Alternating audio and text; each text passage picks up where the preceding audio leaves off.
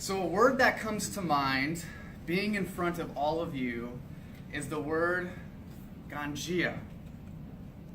You're probably wondering how to sign that.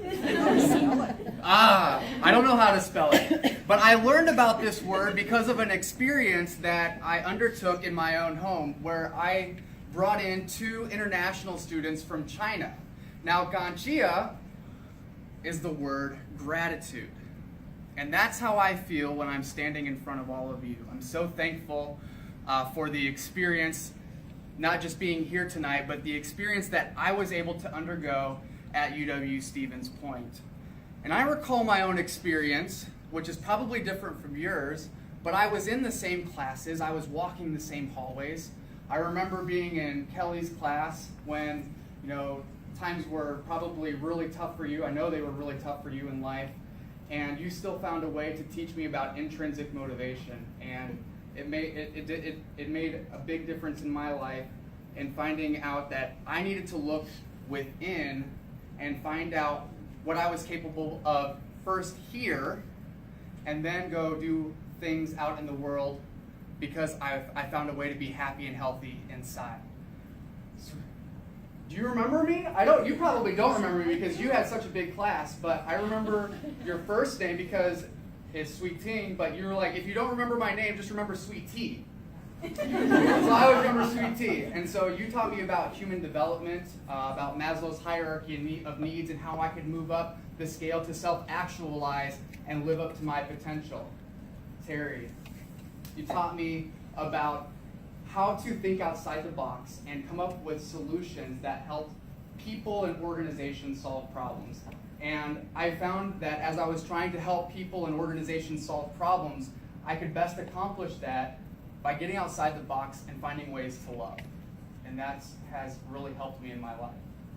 Corey, being in your exercise physiology class has helped me be able to achieve 100-mile races, Ironman races, some of the best experiences in my life that I never thought I would have been able to do, ever. Never thought I would be able to do that. And training and learning from you in class has helped me do that. Annie, I remember sitting, I was actually like right over there. You told me in nutrition class that you can't take 1-pound weights and lift them because you're probably not going to get too much stronger. And what a great metaphor that was for me in my life, because I realized that I couldn't just lift 1-pound weights metaphorically in my life, do the things that were easy. I needed to challenge myself in order to get stronger and grow. Tom, letting me go to my physical max in exercise physiology lab, saying I need a volunteer, and then allowing us to partake in that. And I found out that it's really exhausting going to max, but that the 220 minus your age is still a general template, and I didn't fall into that template because my max heart rate was actually just a little bit higher. So sometimes we have to consider people that are the outliers and not create a one-size-fits-all approach to programming or people in life. Celine, you taught me about daring greatly and getting outside my comfort zone. I had a chance to do a coaching practicum through your leadership, and I remember when we did the Mirror Madness, and we took this mirror and we had all the participants write positive statements on it. And we had like 10 participants in the class, and then we reflected it back at them, and they saw their own words of positivity being reflected back at them as they saw themselves in the mirror. Sally, we were on a retreat together with 40 different students, and you challenged us to open up. You challenged vulnerability, and because of that, we were all able to become stronger together, because all of those barriers had been broken down and allowed us to connect. Now, you might be an instructor, faculty, teaching something here at the university, and I might not know you. You might have a course here, but I know the impact that you are having in the lives of your students, and just like me, they've got their own stories that they're carrying with them throughout the rest of their lives. So real quick, what I want to do is let's give a round of applause for all of the faculty and staff in UW Stevens Point teachers here.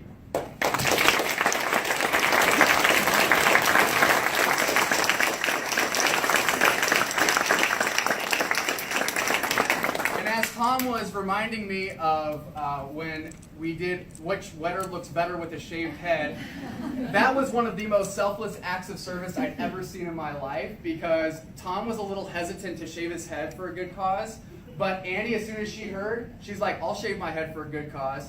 And what's really cool is we brought in the chancellor. We had about 50 students attend, and then the lawyer, you got to shave Annie and Tom's head as well. So everybody got in on the action, and it was a fun event.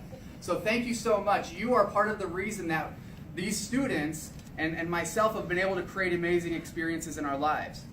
To the parents who have fostered an environment where your children can learn and grow. You gave them the foundation of who they are, and they wouldn't be where they're at today if it wasn't for you. Sometimes you had to push them, right? Sometimes it was tough, and you're like, oh my gosh, being a parent is so hard, it's so challenging, but you stuck through, and they learned that degree of perseverance from you.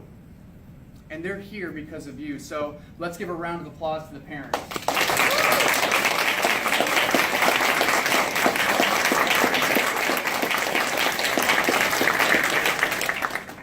And for our scholarship recipients, when I was thinking about the presentation tonight, I was examining the word scholarship.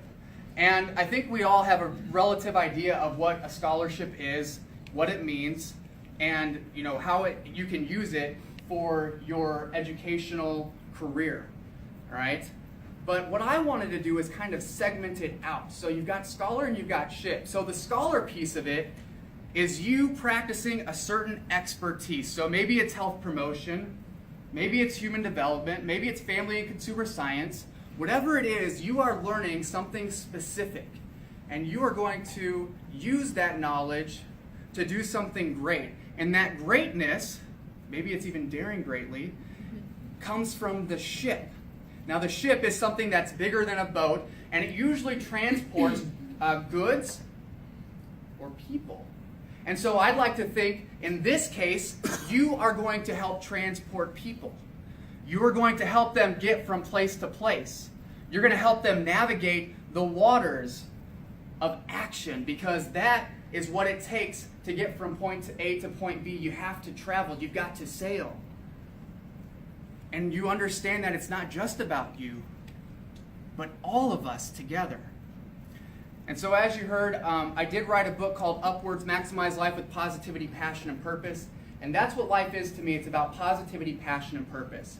So if you're a scholar and you've got a certain expertise or skill, and you're about to use that as a ship that you're going to sail across the sea of action and take all these people with you, the first thing you've got to have is positivity.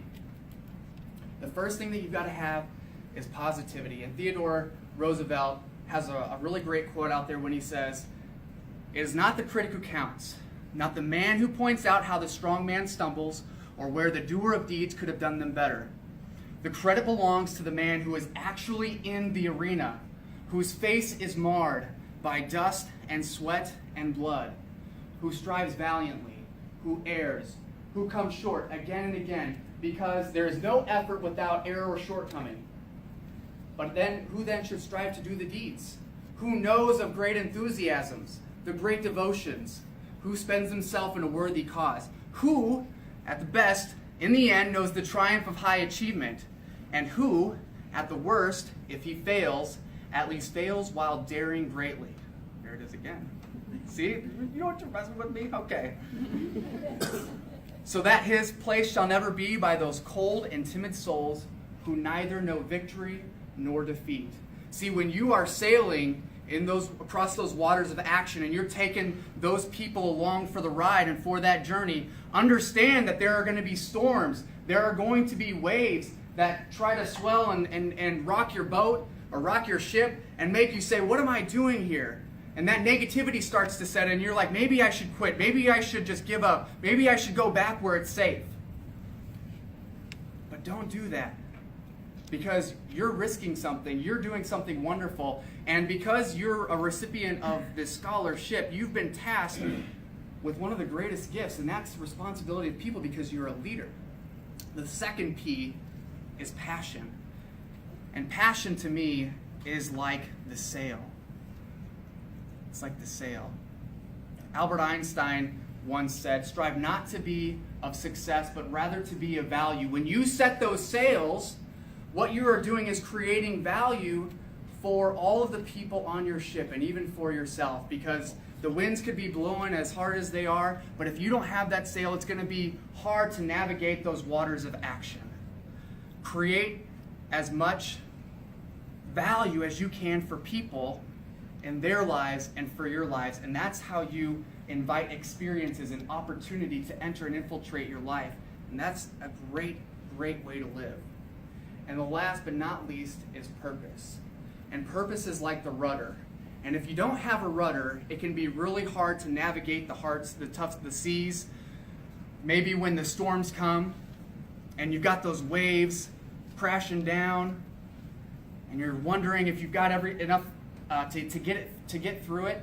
Your sails are set. You're creating all this value. If you don't have that rudder, if you don't have purpose, it's going to be hard to get from where you are to where you want to go. And it's going to be hard to get people from where they are to where they want to go. Mark Twain once said, 20 years from now, you'll be more concerned with the things that you didn't do rather than the things that you did do. So throw off your bowlines, sail away from safe harbor, and catch the trade winds in your sails. Explore, dream, and discover. And that's what I would challenge you to do as you are continuing this journey, this experience, because that is what college is all about. It's not about the piece of paper that says that you have this degree now. It's about the process leading up to it. You don't just show up to a 100-mile run, crossing your fingers, holding your breath, and saying, I really hope I make it through this run. You don't show up after college when you're entering the workforce and say, fingers crossed, holding my breath, I really hope I get this job I want or this career I want. Everything that you are doing here, right now, is the process which will help make you successful. And you will be, because you understand what it takes to be happy, to be healthy, and to be a leader. The Dalai Lama was once asked, what surprised you most about humanity? And his response was man. Because man sacrifices his health in order to make money, and then sacrifices his money in order to recuperate his health. He is so anxious about the future that he fails to live in the present. The result is that he neither lives in the present or the future. He lives as if he is never going to die, and then dies never having really lived. Ganchia is the way that we bring ourselves into the present moment so that we can take action, create experiences, and last but not least, bring everybody along for the ride on our ship. Thank you.